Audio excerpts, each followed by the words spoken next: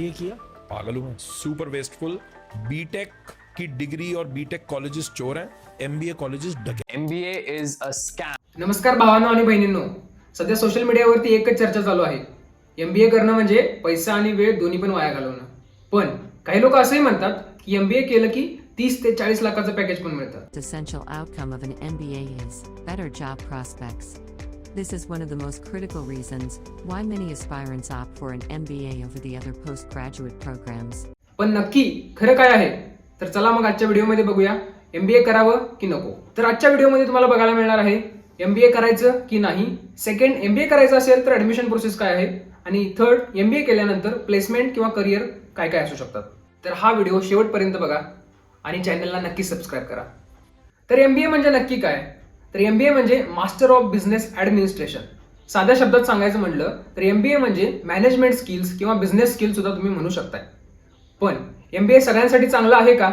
लोगों को लगता है MBA कर लिया तो बस लाइफ सेट है, और पहले एक वो वेव थी, अब उसकी कोई वैल्यू नहीं है. MBA मोस्टली ना they work as placement school. मैंने जब MBA किया था IIM से, मेरी 2 साल की फीस इंक्लूडिंग हॉस्टल 2 लाख रुपए थी. तुम्हाला मॅनेजमेंट, बिझनेस किंवा फिनान्समध्ये करिअर करायचं असेल तर नक्कीच तुमच्यासाठी MBA चांगला आहे. पण तुम्ही योग्य कॉलेज आणि स्पेशलायझेशन निवडलं पाहिजे.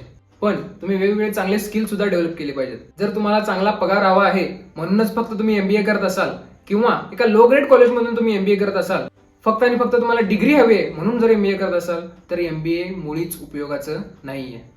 योग्य पद्धतीने MBA करत असाल तर पैसा आणि करिअर दोन्ही पण मिळू शकतं. पण त्यासाठी काय करावं लागेल? जर तुम्हाला MBA मध्ये ऍडमिशन करायचं असेल तर तुम्हाला मुख्यतः CET द्यावी लागते. पण जर तुम्हाला ओव्हरऑल इंडिया आणि टॉपच्या कॉलेजमध्ये ऍडमिशन घ्यायचं असेल तर तुम्हाला CAT ही एक्झाम द्यावी लागते. पण जर तुम्ही MBA साठी ऍडमिशनची तयारी करत असाल तर तुम्ही CAT आणि CET या दोन्ही एक्झामची तयारी केलेली कधीही चांगली.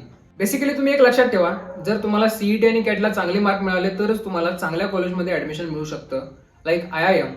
जर तुम्हाला मुंबईमध्ये ऍडमिशन घ्यायचं असेल तर टॉप बिझनेस स्कूल म्हणजे JBIMS, Jawaharlal Bajaj institute of management Mumbai.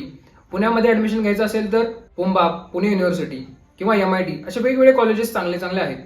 MBA complete केल्यानंतर सगळ्यात मोठा प्रश्न तो म्हणजे प्लेसमेंट आणि पॅकेज. नक्कीच प्लेसमेंट आणि पॅकेज सुद्धा तुम्हाला चांगलं मिळू शकतं जर तुम्ही एका चांगल्या IIM सारख्या कॉलेजमधून पासआउट झाला असाल तर.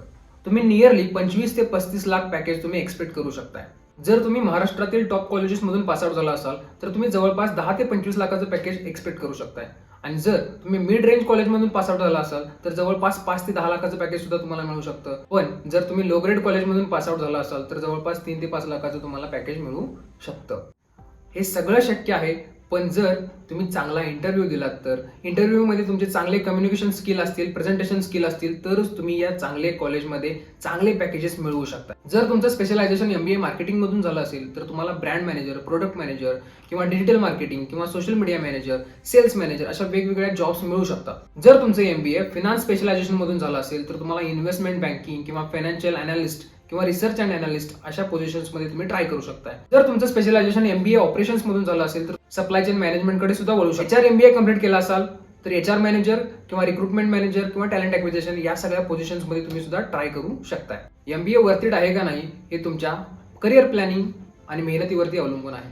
जर तुम्हाला खरोखर MBA करायचं असेल, मनापासून MBA करायचं असेल, वेगवेगळ्या कम्युनिकेशन स्किल्स, वेगवेगळे प्रेझेंटेशन स्किल्स शिकायचे असतील तर तुम्ही नक्की MBA करा आणि चांगल्या कंपनीमध्ये जॉब इझिली मिळवू शकता. पण जर तुम्हाला डिग्री हवी असेल, फक्त MBA ग्रॅज्युएट म्हणून घ्यायचं असेल तर तुम्ही नॉर्मली ऑनलाईन MBA सुद्धा करू शकताय किंवा एका लो ग्रेड कॉलेजमधून सुद्धा MBA करू शकताय. हे सगळं चालू असताना तुम्ही कॉलेजच्या प्लेसमेंटवरती फक्त अवलंबून राहू नका. LinkedIn किंवा वेगवेगळे Naukri.com असे वेगवेगळे प्लॅटफॉर्म आहेत जिथे तुम्ही तुमचा रेझ्युमे अपलोड करू शकता आणि जॉब फाइंड आउट करू शकता. अशा वेगवेगळ्या प्लॅटफॉर्मवरती इंटर्नशिप सुद्धा सर्च करा आणि लवकरात लवकर अप्लाय करा. जर तुम्हाला अजूनही MBA बद्दल शंका असेल किंवा MBA मध्ये ऍडमिशन घ्यायचं असेल तर कोणत्या एक्झाम द्याव्या लागतात आणि त्या कशा द्याव्या लागतात, टॉप कॉलेजेस कसे फाइंड आउट करायचे, किंवा MBA कंप्लीट झाल्यानंतर चांगल्या प्लेसमेंट किंवा चांगले जॉब ऑपॉर्च्युनिटीज कशा फाइंड आउट करायच्या यावरती व्हिडिओ पाहिजे असेल तर नक्की कमेंट करा आणि हा व्हिडिओ तुमच्या MBAच्या मित्रांना लवकरात लवकर शेअर करा. थँक्यू.